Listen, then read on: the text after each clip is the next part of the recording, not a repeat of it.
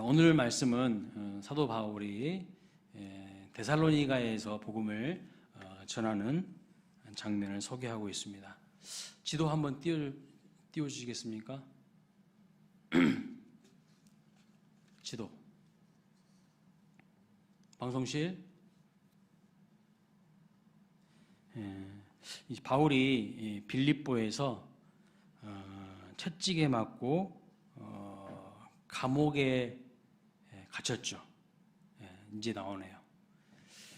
자, 바울의 제2차 전도여행 그 순례지를 지금 지도에 표시해 놓고 있습니다. 제일 이쪽에 보시면 이탈리아 반도가 보이시죠? 이탈리아 반도 보이세요? 이탈리아 반도라고 써 있는 거 보이세요? 아니면 글씨가 작아서 안 보이시나요? 보이세요? 예. 그 이탈리아 반도 맞은편이 그리스 지역입니다. 발칸반도, 그리스 반도 지역입니다. 그래서 아래쪽에 보면 고린도가 보이고 아덴도 보이죠. 이 아덴은 지금으로 말하면 아테네를 말합니다. 그리스 아테네를 말합니다. 2차 전도 여행은 수리아의 안디옥에서부터 시작해가지고 쭉 이렇게 올라가서 저기 드로아입니까? 드로아에서 이제 환상을 보죠. 마게도냐인이 손짓하는 환상. 건너와서 우리를 도우라고. 그래서 아시아에서 복음을 전하는 것을 사도 바울이 중단하고 이제 마게도냐로, 즉 유럽으로 넘어가서 이제 복음을 전하게 되는데, 그 마게도냐 지방의 첫 번째 성이 어디였었다고 말씀드렸습니까? 빌립보. 그래서 빌립보를 지나서 오늘 본문 1절 말씀 보면 어디를 또 통과합니까? 17장 1절에 보면 암비볼리와, 저 위에 보면 암비볼리가 보여요. 암비볼리와 아볼로니아로 다녀가서 데살로니가에 이르게 됩니다. 암비볼리와 아볼로니아에서는 왜 머물지 않았을까? 지금 데살로니가에서는 3주 동안 머물러 있었거든요. 3주 동안. 근데 이 암비볼리와 아볼로니아에서는요, 그냥 잠깐 그냥 경유하고 그냥 지나간 것 같아요. 거기에서 사도 바울이 머물러서 어떤 복음 전파를 했다는 이야기가 없어요.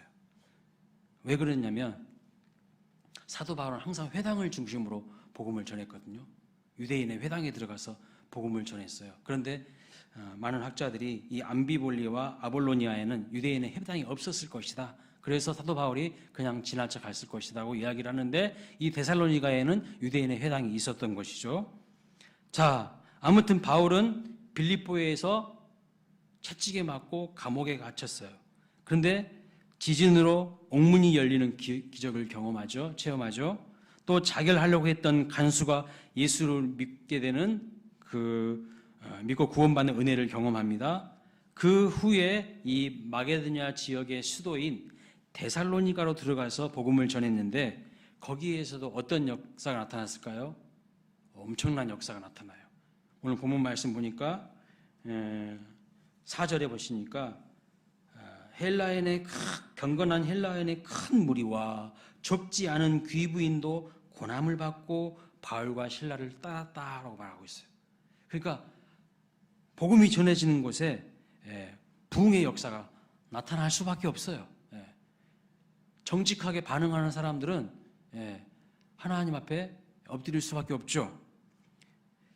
많은 유력한 인사들이 바울의 설교에 감동을 받고 예수님을 믿게 되었습니다.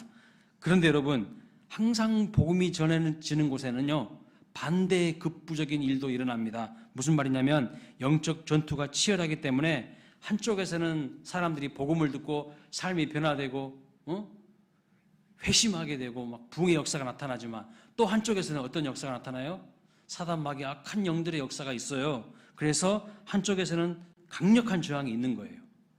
오늘 본문 말씀 보면 어떤 저항이 있었습니까? 5절 말씀 보세요. 5절 말씀 보니까 유대인들이요, 시장바닥 불량배들을 동원해서 서동을 일으킵니다. 그리고 바울이 묵고 있었던 야손의 집에 들이닥치는 것을 볼 수 있습니다. 그런데 바울이 피신해서 발견하지 못하는 거예요. 그러자 야손과 몇몇 형제들을 끌고 가서 그 지역의 읍장에게 호소를 합니다. 천하를 어지럽히던 자들이 여기에도 나타났다고 소리를 지르면서 이야기를 합니다. 여러분, 천하를 어지럽힌 자들이 누구입니까? 오늘 본문 말씀 보면 바울과 그 일행을 말하고 있어요. 그리고 야손이라는 사람이 그 바울과 그 일행을 자기 집에 맞아들였다는 것입니다. 이 일로 인하여서 한바탕 그 지역에 대단한 소동이 지금 일어나게 된 거예요. 결국 9절에 보시면 야손이 많은 보석금을 물고 풀려났지만 만일 야손의 이 은혜로운 처신이 없었다면 바울은 다시 한번 생명의 위협을 당해야 했습니다. 그래서 우리는요, 야손이라는 사람을 좀 주목해야 한다는 것이죠. 도대체 그는 왜 이러한 위험을 무릅쓰고 바울을 보호했을까요? 왜 바울을 보호했을까요? 왜 보석금이라는 재정적인 손해에도 불구하고 바울의 방패막이가 되었을까요? 자, 본문 2절에 보면 이렇게 말씀하고 있어요. 새 안식일 동안에, 사도 바울이 새 안식일 동안에, 즉 3주 정도 그 데살로니가에 머물렀다고 말씀하고 있어요. 거기서 3주 정도 전도한 게 전부입니다. 다른 지역에서 복음을 전한 것과는 비교도 되지 않은 짧은 기간 그 지역에 머무른 것이죠. 바울은 고린도에서는 몇 년 머물렀습니까? 1년 반. 에베소에서는 2년. 그렇게 머물렀던 것과는 비교도 안 되는 3주밖에 머물지 않았는데, 이런 짧은 만남에도 불구하고 무엇이 야손으로 하여금 많은 경제적인 손실, 보석금을 다 물어주면서까지 무엇이 야손으로 하여금 바울의 방패막이가 되게 만들었을까? 그것이 궁금합니다. 그것은요, 분명한 복음의 메시지와 바울의 삶의 모범이 있었기 때문입니다. 2절, 3절 말씀 한번 볼까요? 같이 한번 읽어보겠습니다. 2절, 3절 시작. 새 안식일에 성경을 가지고 강론하며 뜻을 풀어 그리스도가 해를 받고 죽은 자 가운데서 다시 살아나야 할 것을 증언하고 이르되 내가 너희에게 전하는 이 예수가 곧 그리스도라 하니. 자, 먼저 무엇을 합니까? 성경을 강론했어요. 다른 철학이나 세상의 이념을 이야기한 게 아니고 뜻을 풀어서 예수가 누구라고요? 예수가 그리스도라고 하는 핵심적인 복음의 메시지를 정확하게 전하는 것입니다. 예수 그리스도가 죄와 사망 권세를 이기시고 부활하셔서 그를 믿는 자에게 부활의 영광을 누리게 하실 분이라는 분명한 메시지를 확실하게 전한 것이죠. 여러분, 그 어떤 존재가 죽음을 이기고 부활합니까? 공자도, 석가모니도, 마호메트도, 그 어떤 종교의 창시자도 죽음을 이기지 못했어요. 다 죽음 앞에 무릎을 꿇었어요. 죽음을 뛰어넘지 못했습니다. 죽음을 뛰어넘지 못하고 죽음 앞에 무릎을 꿇고 죽음을 이기지 못했다는 것은 무엇을 의미하는 것일까요? 신이 아니다라는 것을 의미하는 거예요. 우리와 동일한 한계가 있고 부족한 피조물에 불과한 존재이지 신이 아니에요. 절대자가 아니라는 뜻입니다. 비록 짧은 기간이었지만 야손은 이 데살로니가에서 바울의 강론을 통하여서 복음의 핵심을 들은 거예요. 그리고 애 없이 마음이 뜨거워졌어요. 예수님이 그리스도다, 예수님이 구원주이시다, 그 이야기를 듣고 가슴이 뜨거워지기 시작한 거예요. 여러분, 성경은 분명히 말씀합니다. 모든 사람은 죄인이고 그 죄의 싹은 무엇이라고 말합니까? 사망이에요. 그렇기 때문에 모든 사람은 죽어요. 죽는다는 것을 그럼 뭘 의미하는 거예요? 피조물이고 한낱 인간이고 죄인이라는 것을 의미해요. 하나님이 될 수가 없어요. 그러나 예수는 우리의 죄를 위하여서 대신 죽으시고 사망 권세를 이기시고 부활하셔서 우리에게도 그 부활의 은혜를 선물하시는 분이시라고 분명히 말씀하고 있는 것이죠. 예수는 단순한 인간이 아니라 하나님이십니다. 우리를 죄와 사망에서 구원하신 분이신 거예요. 나의 죄를 위해 죽으시고 또한 나의 삶을 위해서 부활하셨습니다. 믿으십니까? 그 어떤 존재가 나를 위해 죽고 나를 위해서 부활합니까? 아무도 없어요. 오직 예수님만이 나를 살리시고 나에게 부활의 은혜와 영생을 주시기 위해서 죽으셨고 다시 부활하신 것이고 죽기까지 사랑하신 것이죠. 우리를 죽기까지 사랑하신 거예요. 사망 권세를 이기시고 부활하셨음을 믿으시기 바랍니다. 세상에 그 어떤 존재도 죽음을 극복하거나 이기지 못했어요. 다 나는 죽음 앞에 연약한 존재입니다 라는 것을 그들의 죽음을 통하여서 증거한 거예요. 근데 왜 우리는, 많은 사람들은 석가모니한테 가가지고 절하고 있습니까? 왜 공자를 믿습니까? 왜 마호메트를 믿어요? 똑같은 피조물인데. 어이가 없는 거예요. 사도 바울이 아주 짧은 기간 동안 3주 동안만 그 지역에서 복음을 전했지만 분명한 복음의 메시지를 들었던 이 데살로니가 교회의 성도들과 오늘 본문의 이 야손이라는 사람은요, 나중에 어떤 교회가 되는 줄 아십니까? 데살로니가 전서 1장 7절에 보면 이렇게 말씀합니다. 그러므로 너희가 마게도냐와 아가야에 있는 모든 믿는 자의 본이 되었느니라. 사도 바울이 데살로니가 교회 성도들에게 보낸 편지에서 이렇게 말씀하고 있는 것입니다. 이런 복음의 메시지를 들었던 데살로니가 교회 성도들은 하나님의 말씀에 신실하게 반응하면서 그 교회의 특징을 무엇이라고 말씀하고 있죠? 데살로니가전서 1장 3절 말씀 보세요. 너희 믿음의 역사와 사랑의 수고와 우리 주 예수 그리스도에 대한 소망의 인내를 우리 하나님 아버지 앞에서 끊임없이 기억하미니, 그 교회의 특징을 딱 3가지로 요약하고 있어요. 믿음의 역사, 사랑의 수고, 소망의 인내가 넘치는 교회였다. 그래서 모든 마게도냐와 아가야 지역에서 믿는 자의 본이 되는 교회가 되었다. 사도 바울이 단 3주만 거기서 복음을 전했음에도 불구하고 엄청난 변화의 역사와 부흥의 역사가 나타났고, 야성 같은 사람들이 그 복음의 메시지를 들으면서 가슴이 뜨거워져서 많은 재정에도 불구하고 바울의 방패막이가 되어 주었다는 것을 말씀하고 있는 것이죠. 그러면 데살로니가 교회의 성도들은 환경이 너무나도 좋았을까요?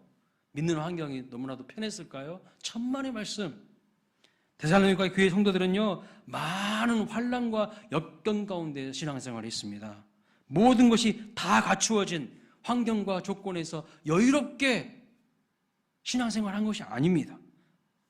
그럼에도 불구하고 그들의 믿음이 흔들리지 않았던 이유, 모든 믿는 자의 본이 되었던 이유가 무엇입니까? 데살로니가전서 1장 6절 보면 이렇게 말씀하고 있어요. 또 너희는 많은 환난 가운데서 성령의 기쁨으로 말씀을 받아 우리와 주를 본받는 자가 되었으니, 성령의 기쁨으로 하나님의 말씀을 본받는 자가 되는 거예요. 하나님의 말씀을 판단하는 게 아니라 하나님의 말씀이 선포될 때 그 말씀을 나의 것으로 아멘하면서 받아들이고 순종하기에 힘썼다는 거예요. 기쁨으로 받았다는 거예요. 그러니까요, 환난과 역경을 이길 수가 있어요. 감히 하나님의 말씀을 내 짧은 지식과 머리를 가지고 판단하지 않고 순종하려고 했다는 거예요. 기쁨으로. 그러니 환난을 이길 수가 있는 거죠. 그들에게 환난이 있었지만 오히려 그 환난도 그들의 믿음을 흔들지 못했어요. 오히려 성령의 기쁨으로 하나님의 말씀을 받는 자들이었기 때문에 마게도냐와 아가야에 있는 모든 믿는 사람이 본이 되었던 것입니다. 그뿐 아닙니다. 사도 바울이 보여준 이 삶의 모범이 이 야손으로 하여금 마음에 감동을 준 거예요. 자, 데살로니가전서 2장 9절을 말씀 보면 이런 말씀이 있습니다. 너희 아무에게도 폐해를 끼치지 아니하려고 밤낮으로 일하면서 너희에게 하나님의 복음을 전하였노라. 무슨 말입니까? 사도 바울이 자비랑 선교사였다는 것을 의미합니다. 너희들에게 폐해를 주지 않기 위해서 내가 밤낮으로 자비랑으로 일하면서 복음 전했다는 거예요. 스스로 돈을 벌면서 복음을 전파하는 자비랑 선교를 했다는 것이죠. 누구에게도 선교비 달라고 손 벌리지 않았다는 것입니다. 더구나 7절에서는 또 이렇게 이야기하죠. 데살로니가전서 2장 7절. 너희 가운데서 유순한 자가 되어 유모가 자기 자녀를 기름같이 하였으니, 유모가요, 자기 자녀를 기름 것 같이 그렇게 자녀를 돌보듯이 성도들을 돌봤다 말씀하고 있어요. 또 2장 11절에는 이렇게 말합니다. 너희 각 사람에게 아버지가 자기 자녀에게 하듯 권면하고 위로하고 경계하노니. 누구처럼요? 아비처럼, 아버지처럼 권면하고 위로하고 때로는 무섭게 경계도 했다는 거예요. 여러분, 일만 스승은 있으되 아버지는 많지 않다고 하였는데 바울은 독특하고 특별한 전도자였습니다. 그래서 바울은 결정적으로 이렇게 고백하죠. 데살로니가전서 2장 8절에 우리의 목숨까지도 너희에게 주기를 기뻐하면 너희가 우리의 사랑하는 자 됨이라. 무슨 말이에요? 그들을 지극히 사랑했다는 거예요. 그리고 데살로니가 교회 성도들도 사도 바울을 사랑한 거예요. 서로 사랑으로 하나가 된 거예요. 자, 정리를 해볼까요? 왜 야손은 많은 큰 소동이 일어났는데 거기에서 보석금을 물면서까지 바울을 지키는 방패막이가 된 것입니까? 바울의 강론을 통하여서 예수 그리스도가 누구인지 깨달아 마음이 뜨거워진 거예요. 복음을 듣고 마음이 뜨거워진 거예요. 그의 삶이 변화된 것입니다. 바울은 성도들에게 부담을 줄까봐 스스로 직업을 가져 자비랑 선교를 합니다. 때로 유모처럼 따뜻한 권면으로 다가가고 때로는 아버지처럼 엄격한 훈계로 가르쳤어요. 그 모든 일의 중심에는 무엇이 있었습니까? 유모처럼 섬기고 또는 아비처럼 훈계로 가르친 그 중심에는 무엇이 있었다고 말씀하고 있어요? 사랑하는 마음이 있었다는 거예요. 죽기까지 너희들을 사랑하는 그 마음이 있었다는 것이죠. 그러니 야손과 데살로니가 교회 교인들이 감동을 받겠습니까? 받지 않겠습니까? 당연히 감동을 받죠.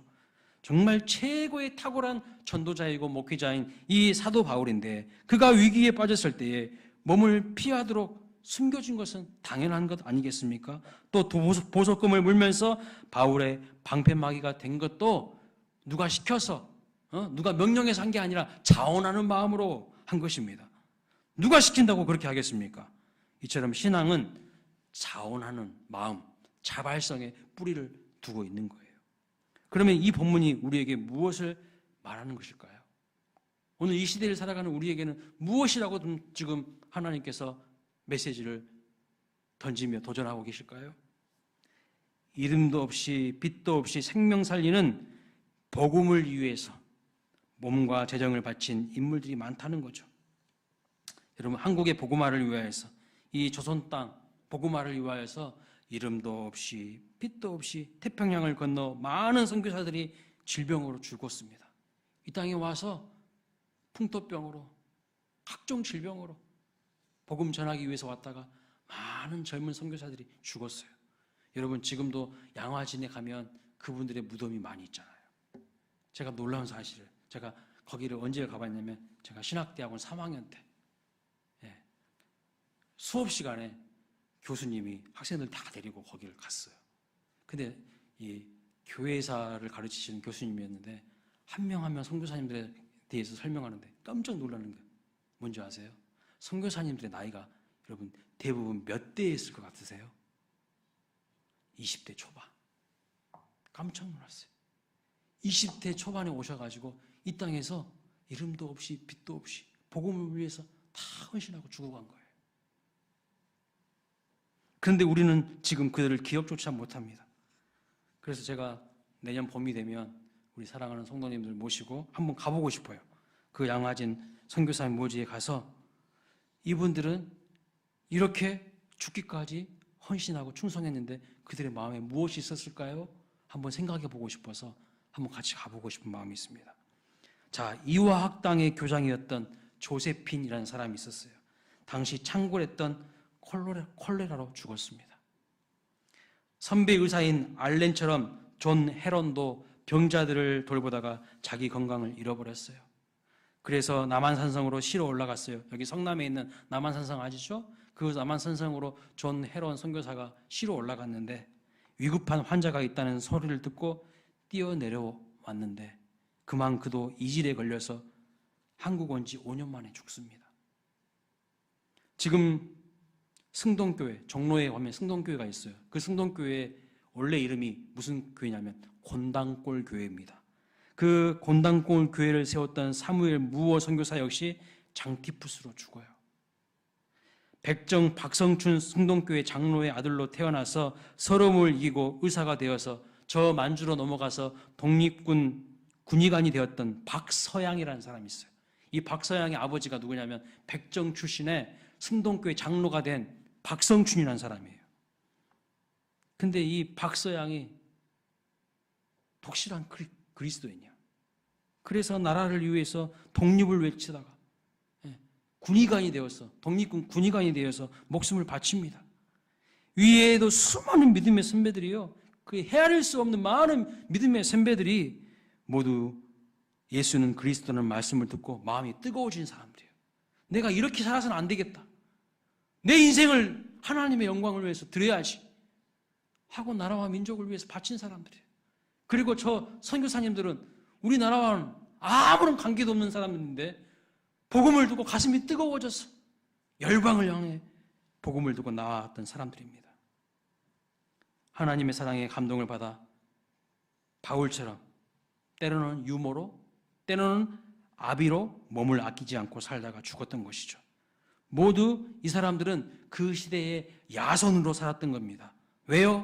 뭐 때문에요? 하나님의 은혜와 사랑을 경험했기 때문이죠. 십자가의 그 사랑이 무엇인지를 알았기 때문이죠. 무엇을 위해서 내가 살아야 하는지를 알았기 때문입니다. 여유가 있어서가 아니에요. 복음은 지금도 이런 야손을 기다린다는 겁니다. 주님은 이런 야손이 일어나기를 기다리며 찾고 있어요. 우리 가운데서도 충분히 이런 야손들이 일어나기를 하나님께서 원하고 계십니다. 요즘 세상은요, 교회를 너무 많이 비판하고 있어요. 물론 세상이 교회를 잘 모르고 비판하는 것도 있지만 또 왜 비판하는가 제가 자세히 연구하고 봤더니 이런 이유가 있더라고요. 그래도 교회가 세상의 마지막 희망이기 때문에, 교회마저 이러면 안 된다는 것을 알기 때문에, 교회를 향한 기대감이 있기 때문이라는 것을 알았습니다. 무슨 말입니까? 교회는 제발 야손처럼 살아달라는 거예요.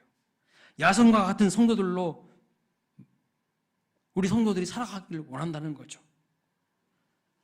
한국 초대교회 헤론처럼, 조세핀처럼, 사무엘 무어처럼 살아달라고 세상이 아우성인 거예요. 그들처럼 사는 데는 고학력이 필요 없고요, 많은 돈이 필요 없습니다. 높은 지위에 올라 출세해야 되는 것도 아닙니다. 다만 십자가의 복음을 제대로 내 가슴에 새기면서 마음이 뜨거워 사람 살리는데 헌신할 수 있다면 그걸로 되는 거예요. 그래서 우리가 주목해야 될 것이 무엇일까요? 우리가 주목해야 될 것은 이 야손처럼 대가를 지불하고자 하는 마음이 있어야 돼요. 방패마귀를 어떻게 방패마귀가 되어주었습니까? 많은 대가를 지불하고 방패마귀가 되어준 것이잖아요. 때로는 땀으로, 눈물로, 피로, 몸으로, 재정으로 하나님의 은혜와 사랑을 받은 자답게 살라는 것입니다. 하나님의 은혜와 사랑을 받은 자답게, 하나님 복음의 진정한 의미를 아는 자답게 주님께서 오늘 우리에게 살아가라고, 네가 바로 이 시대의 야손처럼 살기를 원한다, 주님이 말씀하고 있는 것이죠. 대가를 지불하라는 겁니다. 여러분, 대가 지불은요, 삶을 책임 있게 만듭니다. 대가 지불이 없으면 그 인생 막장으로 가기 쉬워요. 세상에 제일 가는 부자들이 제일 강조하는 것 중에 하나가 무엇인 줄 아십니까? 대가 지불하라는 이야기를 그렇게 많이 하더라고요. 세상에 제일 가는 부자들, 탁월한 부자들을, 그들의 이야기를 많이 들어봤는데요, 많은 책을 읽어봤는데 공통적으로 하는 말이 있어요. 그냥 되는 거 아무것도 없다는 거예요. 그냥 되는 거는 엄청나게 많은 대가 지불이 필요하다는 거예요. 노력하지 않으면서 많은 것을 얻을 생각을 하지 말라는 것입니다. 공부를 하든 사업을 하든 운동을 하든 투자를 하든지 많은 시간 땀 흘리고 노력하고 공부하는 대가 지불이 있어야 한다는 거예요. 세계 1등 부자 누굽니까? 일론 머스크는, 다른 사람들은 주당 40시간 일을 하는데 자기 자신은 주당 100시간을 일하면서 노동을 했다고 합니다. 그러니까요, 세계적인 1등 부자가 된 거죠. 그냥 공짜로 된 거 없어요. 세계 1등 주식 투자자 누구인지 아십니까? 워렌 버핏이에요. 워렌 버핏은 많은 사람들이 주식에서 돈을 벌지 못하는 이유를 뭐라고 분석했냐면 조금만 올라가도 주식을 판다는 거예요. 주식이 내려가면 다시 상승할 때까지 또 기다리지 못하면서 또 팔아버리는 사람이 50%가 넘는다고 그는 분석을 했어요. 그러면서 주식으로 성공하는 사람은 미국 주식 S&P 500 같은 데다가 오랜 시간 동안 장기로 투자하는 사람이라고 말하는 거예요. 근데 많은 사람들이 장기로 투자하지 않고 투기로 하니까 투기로 하니까 전혀 돈을 벌지 못하고 오히려 다 잃는다는 거야. 대부분의 사람들은 투자가 아니라 투기성으로 한다는 거예요. 그러니 낭패를 본다는 것이죠. 다시 말씀드리면 무슨 뜻이냐? 성공하기 위해서, 부자가 되기 위해서는 수년간을 헌신할 마음이 있는가? 제대로 대가 지불할 마음이 중요하다는 것입니다. 콩 심은 데서 콩 나고 팥 심은 데서 팥 나는 법이라는 것이죠. 대가를 지불한 만큼 결과는 나타나게 된다는 것을 말씀하고 있어요. 갈라디아서 6장 7절에서 이렇게 말씀하시죠. 스스로 속이지 말라. 하나님은 업신여김을 받지 아니하시나니 사람이 무엇으로 심든지 그대로 거두리라. 이 말씀을 쉽게 설명하면요, 간단한 거예요. 대가 지불 확실하게 하라는 거예요. 2002년 월드컵 스타 여러분 이영표 선수 아시죠? 이영표 선수. 이영표 선수가 신실한 크리스찬입니다. 이 형제가 강연하는 것을 제가 유튜브에서 보았는데 이런 이야기를 하더라고요. 본인이 운동을 하면서 경험한 진리인데 10방울의 땀을 흘렸는데 11방울만큼 성장하거나 발전하는 것은 없다는 거예요. 또 10방울의 땀을 흘렸는데 9방울만큼만 내가 발전하는 것도 없다는 거예요. 10방울 땀을 흘렸으면 딱 그 10방울만큼만 성장하고 발전한다는 거예요. 그가 경험한 이야기예요. 10시간 노력하고 10시간 공부하면 정확하게 10시간만큼만 발전하게 되어 있다는 겁니다. 콩 심으면 딱 콩이 나고 팥 심으면 딱 팥이 난다는 거예요. 정직하다는 거예요. 하나님은 정직하신 분이라는 거예요. 근데 우리는요, 요행심에, 투기심에 그렇게 살아가죠. 그래서 이것을 믿는다면 내가 하고 싶은 일과 해야 하는 일이 있고 이 두 가지 일이 겹칠 때에 무엇을 먼저 해야 되는가? 여러분 뭐 먼저 하고 싶으십니까? 해야 하는 일과 하고 싶은 일 중에 두 가지가 딱 겹친다면 여러분 무엇부터 하시겠습니까? 많은 사람들이요, 하고 싶은 일부터 한대요. 그러면 이 사람은 어떻게 되는가? 나중에 해야 되는 일을 하면서 사는 사람이 될 수밖에 없다는 거예요. 나중에 해야 하는 일을 하면서 사는 사람이 될 수밖에 없다는 겁니다. 그런데 만약 오늘 우리가 해야 하는 일을 먼저 하면 나중에 하고 싶은 일을 하면서 사는 사람이 될 수 있다는 거예요. 여러분, 우리가 속고 있는 거 한 가지 있습니다. 그것은 대부분의 사람들의 마음에 자리 잡고 있는 마음인데 내가 열심히 하지 않고도, 내가 노력하지 않고도 잘 되기를 바라는 마음. 우리 누구도 부인할 수 없지 않습니까? 최대한 열심히 대가 지불하지 않고도 꿈을 이루겠다는 그런 마음들이 우리 속에 있지 않습니까? 그런 마음이 숨어 있다는 거예요. 그런데 성경은요, 그런 마음들을 정면으로 반박하고 있어요. 그렇게 살지 말라고 하고 있어요. 마태복음 25장 24절에 보시면 한 달란트 받은 사람에 대한 이야기가 나옵니다. 한 달란트 받은 사람이 하는 말이 이런 말입니다. 공동번역 성경에 이렇게 나와 있어요. 같이 한번 읽어보겠습니다. 시작. 그런데 한 달란트 받은 사람은 와서 주인님, 저는 주인님께서 심지 않은 데도 거두시고 뿌리지 않은 데서 모으시는 무서운 분이신 줄을 알고 있었습니다. 무슨 말 하는 거예요? 한 달란트 받은 사람이 그 한 달란트 받은 것까지 빼앗긴 이유가 무엇입니까? 하나님에 대해서 전혀 잘 모르고 있다는 거예요. 오해하고 있다는 거예요. 하나님에 대한 잘못된 이해에서 잘못된 삶의 방식이 나왔다는 거예요. 하나님은 뿌린 데서 거두게 하시는 분이시죠. 뿌리지 않은 데서 어떻게 하나님이 모으게 하십니까? 전혀 그럴 수가 없다는 거예요.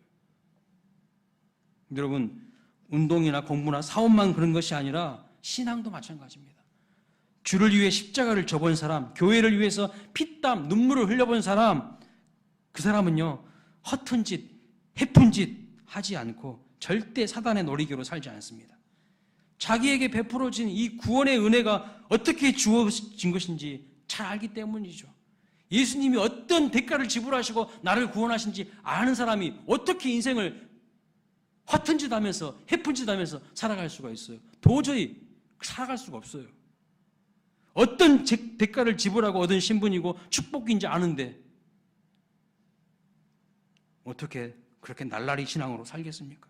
대가 지불 없는 신앙은요, 가짜일 가능성이 너무합니다. 대가 지불이 되지 않는 신앙은 마치 바람에 나는 겨처럼 사단이 가지고 노는 장난감처럼 흔들리게 되고 결국에는 무너지게 돼 있어요. 불을 통과해야 금이 정금이 됩니다. 눈물 젖은 빵을 먹어봐야 인생의 참맛을 알 수 있듯이 믿음의 대가 지불을 해봐야 보석처럼 빛나게 되는 것입니다. 자, 그렇다면 야손처럼 사는 삶은 어떤 삶으로 정의될 수 있을까요? 한번 정의해 볼까요? 야손처럼 사는 삶은 어떤 삶으로 우리가 정의를 내릴 수가 있을까요? 첫째는요, 대가를 지불하는 인생이라는 거예요. 바울의 방패막이가 된 것은 확실한 대가 지불을 한 거잖아요. 또한 1%의 소수로 사는 인생이었다는 것입니다. 1%의 소수로 사는 인생. 여러분, 소금물의 농도는 3%입니다. 100분의 3, 많지 않죠? 소수예요. 그러나 이 3% 소금은요, 충분히 바다를 썩지 않게 만든다고 합니다. 이 3%의 소금 때문에 바다가 썩지 않는 거예요. 성도는 본래 소수의 길을 걷는 사람들입니다. 여러분, 우리는요, 예수를 알고 십자가를 아는 사람들은 세상에 넓은 길로 가는 사람들이 아닙니다. 좁은 길, 넓은 길. 주님이 추천하신 길은 어떤 길이었습니까? 어떤 길로 가라고 했습니까? 좁은 길로 가라고 했어요. 좁은 길로. 하지만 좁은 길로 가는 사람 그리 많지 않습니다. 왜요? 소수가 되는 게 두렵기 때문이에요. 다수랑 함께 있어야 두렵지 않거든. 소수로 있으면 두려워. 여러분, 1%의 소수가 되는 것을 두려워하지 마십시오. 그게 오늘의 야손으로 사는 길입니다. 데살로니가 성의 많은 사람들이 바울을 공격했어요. 천하를 어지럽게 하는 사람이라고 떠들어댔습니다. 여러분, 천하를 어지러울까 염려하는 자들이 왜 시장바닥에 불량배들을 동원했을까요? 왜 소동을 일으킵니까? 그들은 진리가 아니라 숫자를 믿기 때문입니다. 그들에게 1%는요, 발로 밟아도 괜찮은 숫자라고 여겼기 때문이죠. 그러나 성도들은 항상 발에 밟혀도 괜찮은 1% 편에 섰던 사람들입니다. 우리는 항상 진리 편에 섰던 것이지 숫자 편에 선 사람들이 아니에요. 성도는 항상 진리 편에 섰던 사람들입니다. 그래서 세상의 빛이요 소금이라고 일컬어졌던 것이죠. 성도는 항상 이런 정체성을 잃지 않았어요. 그런데 오늘 우리는 어떻습니까? 너무 우리가 군중과 다수를 의지하지 않습니까? 1%의 이력을 믿지 못합니다. 소수의 위력을 믿지 못해요. 교회는요, 여러분, 민주주의가 아니에요. 오해하시면 안 돼요. 교회는 신본주의예요. 인본주의도 아니에요, 교회는. 하나님이 아니다 하면 아닌 거예요. 100사람, 1000사람이 자기들 주장대로 하려고 해도 하나님이 그거 아니다 하면 아닌 거예요. 그러니까 교회는 민주주의가 아니에요. 어떻게 보면. 하나님 뜻대로 하는 것이지 사람의 뜻대로 하는 게 아니에요. 성경은 분명히 인간이 죄인이라고 말합니다. 근데 그 죄인들의 집합체에서 내린 결론이 항상 진리를 추구하겠습니까? 아니에요. 오해하지 마세요. 한국 초대교회 성도가 3% 미만일 때요, 3.1운동의 주체가 되었습니다. 그들이 나라를 구하는 주축이 되었던 거예요. 허다한 수는 나라의 독립에 관심 없어. 그냥 일제에 집에 진 눌러가지고 맨날 그냥 허구한 날 탄식이나 했었지요. 여러분, 파레토 법칙을 아십니까? 파레토 법칙, 소위 2대8 원칙이라는 법칙이라고 하는 것인데 20%가 나머지 80%를 살린다는 것입니다. 20%의 고객이 백화점 전체 매출의 80%에 해당되는 만큼을 소비한다는 것입니다. 그런데 이제 요즘 시대는요, 이런 법칙이 점점 구식이 되어 가고 있어요. 제가 볼 때 점점 세상이 어떻게 달라져 가고 있는가, 이렇게 달라져 가고 있습니다. 상위 1%가 나머지 99%를 먹여 살리는 때로 지금 진입하고 있어요. 상위 1%가요, 나머지 99%를 먹여 살리는 그런 시대로 지금 바뀌어가고 있다니까요. 1%의 힘은 통계나 미래 트렌드를 통해서 깨닫는 것도 있지만 성경에서 이미 말씀하고 있어요. 성경에 그런 사례들이 얼마나 많은지 몰라요. 예를 들어볼까요? 여러분, 다윗을 보세요. 다윗은요, 골리앗을 두려워하던 그 수많은 이스라엘 백성들 중에 1%였어요. 누구도 그를 이해하지 못했지만 1%의 다윗이 두려움에 벌벌 떠는 99%의 이스라엘 백성들을 구원해냈어요. 한 사람 예수 그리스도가 온 인류를 구원해냈어요. 이게 다 성경에서 나온 진리잖아요. 그렇다면 다윗은 이런 1%의 소중함을 어디에서 배웠을까요? 자기 스스로 고백을 하고 있어요. 어디에서 내가 이런 당당한 기백을 가지고 살 수 있었는가? 나는 만군의 주 여호와를 신뢰하는 믿음에서 나온다고 고백했어요. 사무엘상 17장 45절에 보십시오. 같이 읽어보겠습니다. 시작. 너는 칼과 단창으로 내게 나아오거니와 나는 만군의 여호와의 이름 곧 내가 모욕하는 이스라엘 군대의 하나님의 이름으로 내게 나아가노라. 아멘. 그냥 구호가 아니에요. 진실한 믿음이 그 속에 담겨져 있어요. 나 하나님을 엄청나게 사랑해. 그 하나님이 나의 힘이야. 나를 이끌어가는 파워가 여호와 하나님께 있어. 나 건들지 마. 그 이야기예요 지금.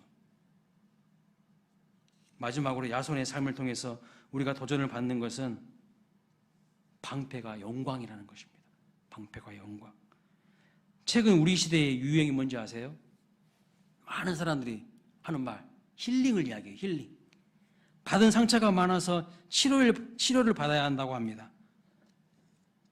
근데 여러분 그거 아십니까? 노상 힐링만 외쳐대는 시대는요, 건강하지 않아요. 절대 건강하지 않습니다. 힐링을 위해서 주일에도 예배드리지 않고 틈만 나면 산으로 바다로 찾아가는 사람들, 그분들은 꼭 알아야 될 것이 있어요. 무엇인 줄 아세요? 고려시대에 산 좋고 물 좋은 곳마다 들어앉았던 사찰들이 썩어 빠진 나라를 구하지 못했다는 사실을 알아야 돼요. 예? 고려시대에 산 좋고 물 좋은 곳에는 다 사찰들이 장악하고 있었어. 근데 그런 사찰들이 나라를 구했나요? 썩어 빠진 나라를 구하지 못했어요. 백성들의 정신세계가 흔들리고 마음이 혼미해지니 오히려 칼을 든 무신 이성계에게 나라를 빼앗겠다는 것을 알아야 합니다. 정신이 흔들리니까요, 힘센 놈한테 다 짓밟혔다는 거예요. 육체적인 근육이 센 사람한테 다 짓밟혔다는 거예요. 물론 여러분 힐링 필요합니다. 그러나 상처를 치료하는 힐링보다 더 중요한 것이 무엇인지 아십니까? 그 상처를 온당하게 다루는 딜링이 필요해요. 딜링. 그 상처를 온당하게 다룰 수 있는 딜링이 필요하다고요. 딜링이 뭔가? 다른 사람의 방패가 되기 위해서 대가 지불을 하는 것이 바로 딜링이에요. 우리 주변의 약자들을 위해서 강자들의 폭력에 대해서 아니라고 말하는 것, 그게 바로 딜링이에요. 아닌 거에 대해서 아니라고 이야기할 수 있는 것, 그들의 방패가 되어주는 것, 이것이 우리 사회에 지금 필요하다는 거예요.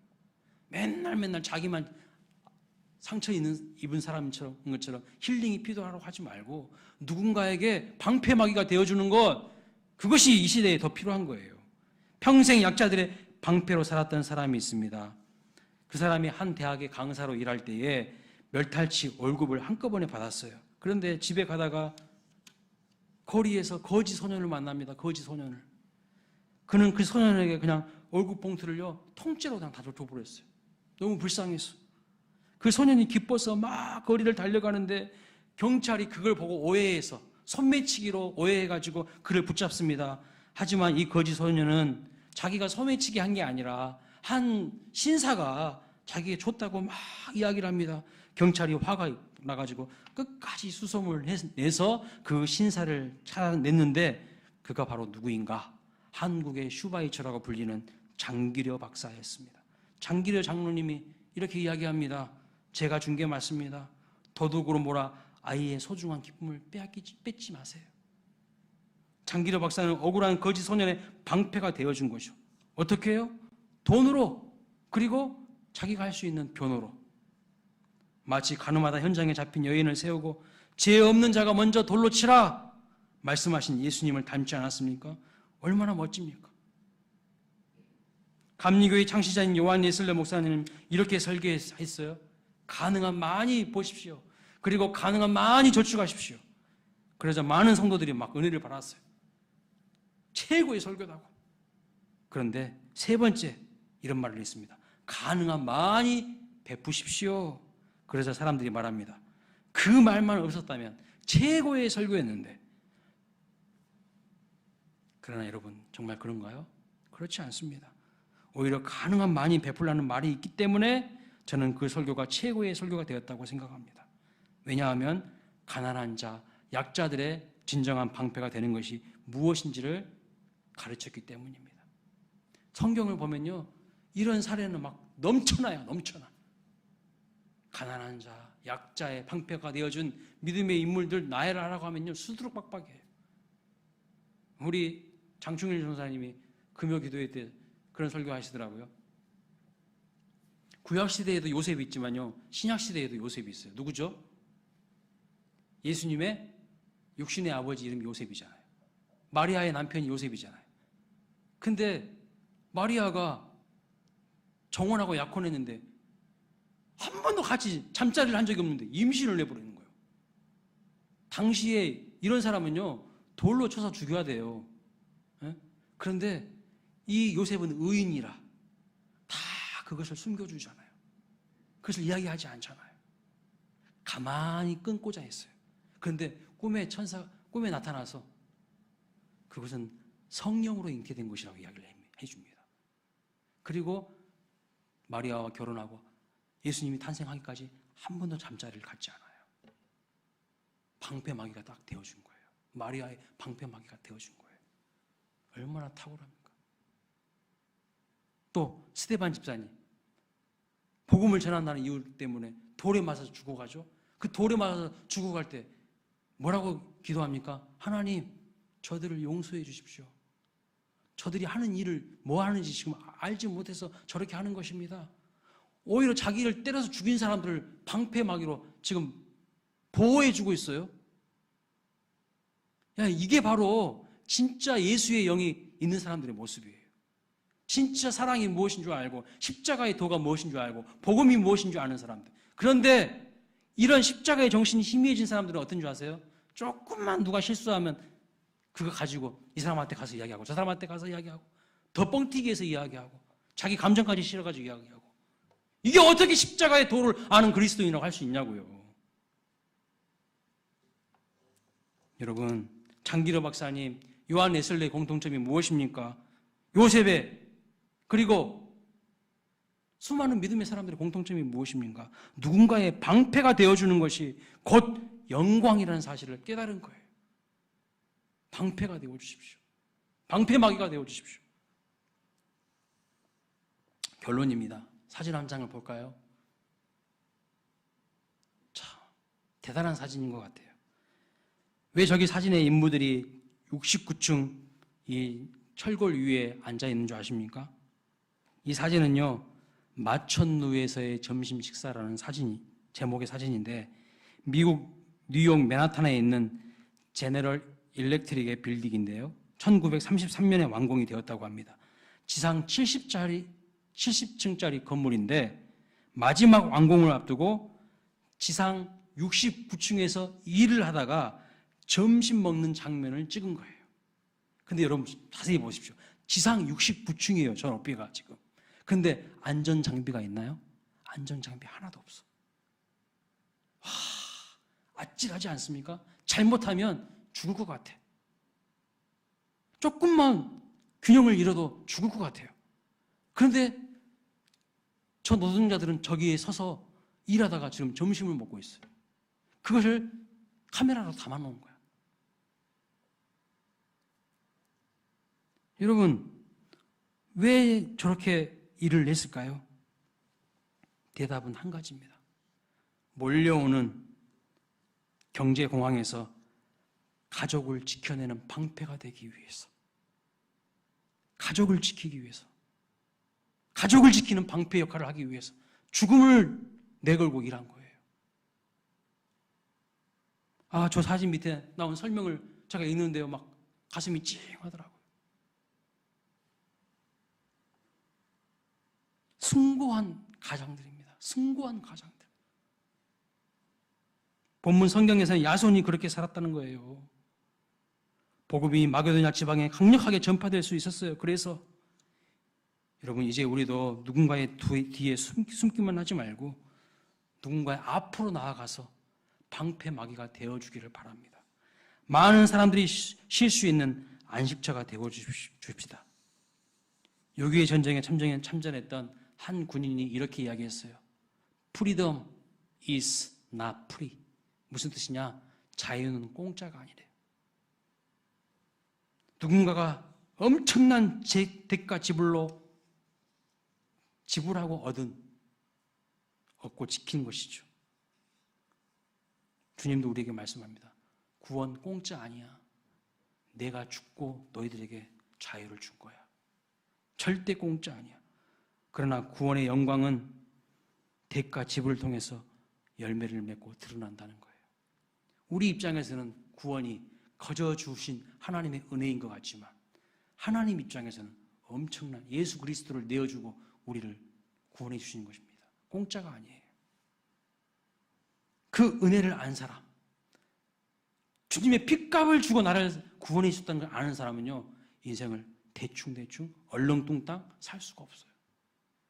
뭐라도 주님한테 드려야 되고요, 내 물질이라도 드려야 되고 내 젊음이라도 바쳐야 되고, 그러니까 수많은 복음을 알았던 젊은이들이 2억 마리 이 땅까지 와가지고 풍토병, 고질병 다